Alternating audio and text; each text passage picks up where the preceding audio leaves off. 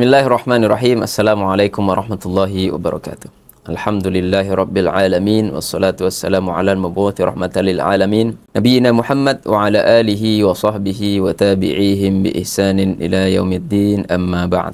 Fasubhanaka la ilma lana illa ma 'allamtana innaka antal alimul hakim. Rabbi shrah li sadri wa yassir li amri wahlul 'uqdatam min lisani yafqahu qawli. Para sahabat dakwah Muhammadiyah dimanapun berada, alhamdulillah kembali kita bertemu pada kesempatan kali ini bersama kajian ilmu hadis.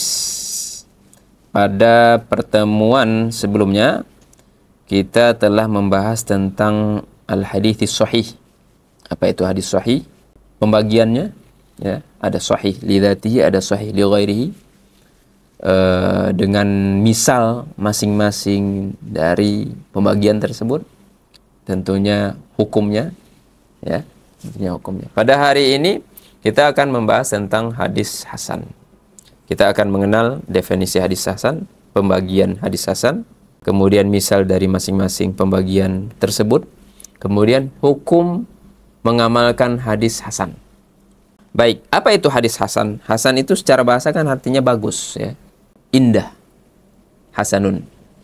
Secara istilahnya sebenarnya tidak jauh berbeda dengan definisi hadis sahih, ya, memenuhi 5 kriteria. Ketika suatu hadis memenuhi 5 kriteria ini, 5 hal ini, maka hadis tersebut menjadi hadis hasan.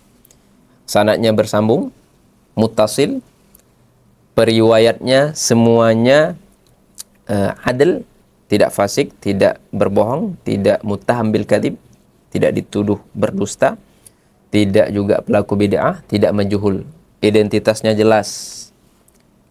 Tapi bedanya dengan hadis sahih, periwayat yang dhabit, yang hafal hadis yang diriwayatkan, tapi hafalannya tidak mutqin atau hafal. Kalau hafalan berarti mutqan, orangnya mutqin, dia tidak mutqin. Kalau mutqin itu maksudnya apa? 100%.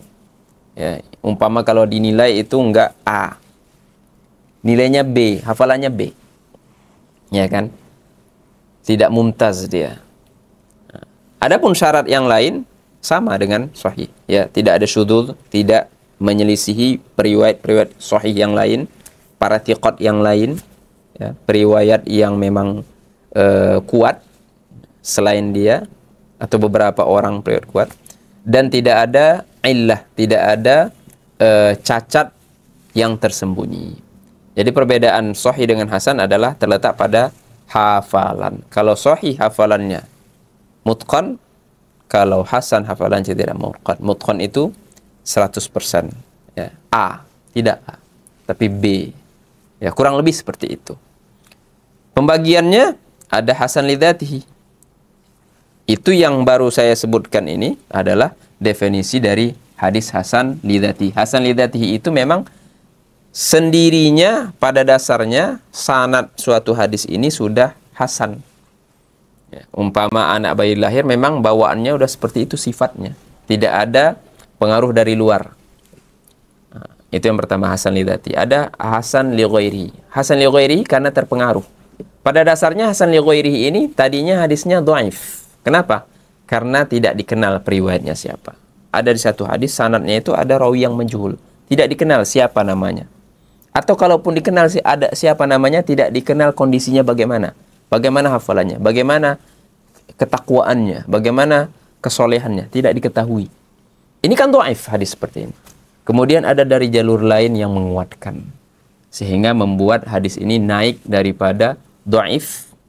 Tapi dhaifnya haruslah dhaif yang memang bisa dinaikkan, karena nggak semua hadis dhaif bisa naik menjadi hadis yang diterima, hasan ataupun sahih.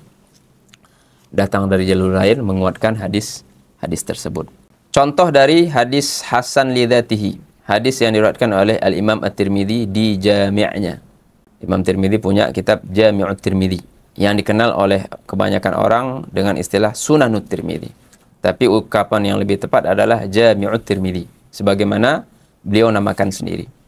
Hadis dari Ibnu Umar radhiyallahu anhuma, ya, beliau meriwayatkan dari Rasulullah SAW bahwasanya shallaitu ma'an Nabi sallallahu alaihi wasallam az-zuhra fis safari raka'ataini wa ba'daha raka'ataini. Aku salat bersama Rasulullah SAW di safar, dalam perjalanan. Salat apa? Salat zuhur. Berapa rakaat? 2 rakaat. Dan setelahnya pun 2 rakaat. Wa ba'da raka'ataini. Itu contoh hadis hasan lidati. Kenapa? Karena Imam Tirmidzi menyatakan ini hadis ini statusnya hasan. Kenapa? Karena periwayatnya seperti itu. Tidak ada yang bermasalah. Hanya ada satu periwayat hadis di situ yang hafalannya itu statusnya atau nilainya B. Ini hadis diriwayatkan dari jalurnya Ibnu Abi Layla. Ya, dari Atiyah. Dari Ibnu Umar radhiyallahu anhuma. Itu hadis hasan li dzatihi. Adapun hadis hasan li ghairihi sebenarnya sama isinya.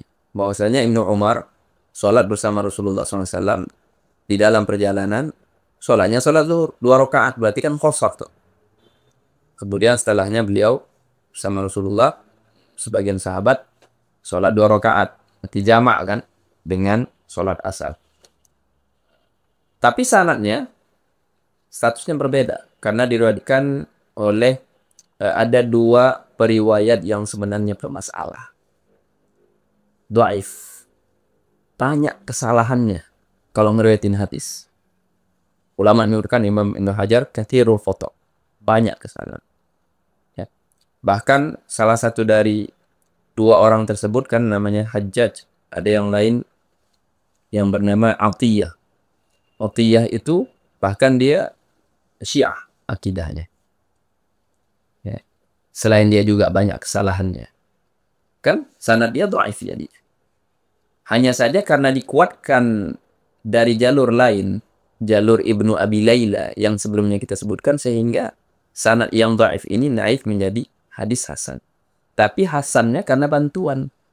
Kan karena didongkrak, dibantu oleh jalur lain. Namanya mutabi'. Ini istilah ini namanya mutaba'at. Ya. Mutaba'at yaitu adanya proses menguatkan suatu sanad karena sanad tersebut bermasalah, dikuatkan oleh sanad yang lebih kuat, baik itu hasan ataupun sahih atau yang setara, misalnya dhaif sama dhaif, tapi dhaifnya masih bisa ditolerir lah, ya, sehingga dhaifnya naik. Karena ada dhaif yang kalau sudah begitu parah nggak bisa naik. Itu contoh hadis hasan li ghairihi. Hukumnya bagaimana sih hadis hasan ini? Sama sebenarnya dengan hadis sahih. Ya, saya ulangin, hadis sahih itu kan hukumnya wajib diamalkan. Ya. Kalau ada orang yang mengingkarin hadis sahih setelah dipastikan memang suatu hadis ini adalah sahih, suatu hadis sahih, terus dia ingkari, nggak sahih kata dia. Dan dia tahu itu sahih, bukan karena perbedaan pendapat, maka dia fasik. Ya, memang tidak kafir. Kapan seorang kafir? Ketika mengingkari hadis mutawatir. Pada pembahasan sebelumnya kita sudah bahas. Karena mutawatir itu lebih kuat daripada sekedar sahih ataupun hasan. Dan mutawatir bukan ahad. Yang mengingkari hadis ahad, maka dia fasik. Maka mengamalkan hadis sahih dan hadis hasan hukumnya wajib. Terus bedanya di mana? Bedanya mengingkari hadis hasan itu tidak sama seperti mengingkari hadis sahih. Lebih parah ketika seorang mengingkari hadis sahih. Begitu juga mengamalkan hadis sahih wajib, ya, dan mengamalkan hadis hasan wajib. Hanya saja status kewajibannya itu di bawah mengamalkan kewajiban hadis sahih. Jadi sama-sama wajib. Jadi ketika ada 2 hadis yang bertentangan, yang pertama hadis sahih, yang kedua hadis hasan, tentu kita mendahulukan hadis sahih. Nah, kan seperti itu. Karena hadis sahih statusnya berada di atas hadis hasan. Saya rasa sekian ya penjelasan singkat mengenai hadis hasan ini. Tapi yang terakhir, beberapa sumber untuk mengetahui di mana sih hadis hasan itu dapat kita temui. Ya mudah saja. Kalau kita punya kitab induk yang 6, ya, Sahih Bukhari dan Muslim, itu fokus untuk sumber utama hadis sahih. Nah, yang 4 lagi itu adalah sumber untuk mengetahui hadis-hadis hasan. Sunan Abi Daud, Jami' Tirmidzi, Sunan Nasa'i dan Sunan Ibnu Majah. Semoga bermanfaat. Wallahu a'lamu ahkam. Wassalamualaikum warahmatullahi wabarakatuh.